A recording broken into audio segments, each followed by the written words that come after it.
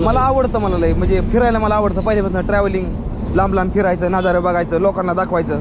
मला मिलियन मध्ये माणसं बघते ते आपल्या महाराष्ट्रात, लय बघते ती. मग ते भारी वाटतं बाबा. होय, आपण बघतोय आपल्यामुळं बरीच माणसं बघते ती, तर ती भारी वाटतं लय जास्त. एवढा मान सन्मान भेटतो आपल्याला, कुणाला भेटतो एवढा मान सन्मान सांगून दे. सायकली फिरून आलो ना, एवढा फक्त मान सन्मान फक्त मला एकला भेटतो. आणि समोर अशी आहे ती बघा, रस्त्याच्या आता चाललोच होतो मी तितक्यात बघा. तुम्हाला सांगतो आपल्या शेजारी ते पोलीस स्टेशन आहे डोळ्यामधलं. मग मामा म्हणलं भाऊ या साईडला आलो. मामानं मस्त मध्ये आता चहा पाण्याचा बंदोबस्त केलाय, चहा हे पितो, भाऊ पाणी आणतो. या मामा कसं काय वाटतंय, भेटून भारी वाटतंय ना?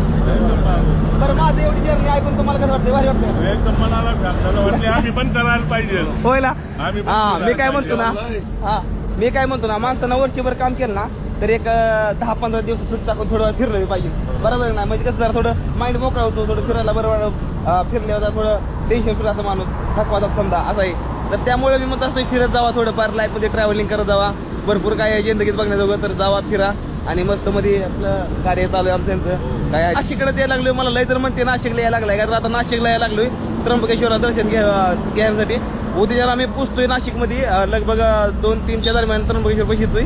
तर कोणाला मला भेटा देत उद्या त्र्यंबकेश्वर मध्ये नक्कीच या. तर भावानं तुम्ही बघितलं, मला आपल्या महाराष्ट्रातल्या पोलिसांचा लय भारी सपोर्ट मिळतोय आणि खरंच लय भारी वाटतंय की बाबा आपल्या पोलीस इतका मान सन्मान देत. त्या भावांना सांगणं फक्त काय फालतू गोष्टीला फॉलो करण्यापेक्षा फालतू गोष्टीला जे बघताना, तर भावांना एका चांगल्या शेतकरी कुटुंबातल्या मुलाला तुम्ही फॉलो करा ना, काहीतरी नवीन शिकाय मिळेल, बघाय मिळेल, नवीन तुम्हाला ज्ञान मिळेल काय खूप जास्त. तरी असल्या गोष्टींना फॉलो करा, फालतू नाच गाण्याला कोणी पण फॉलो करतं.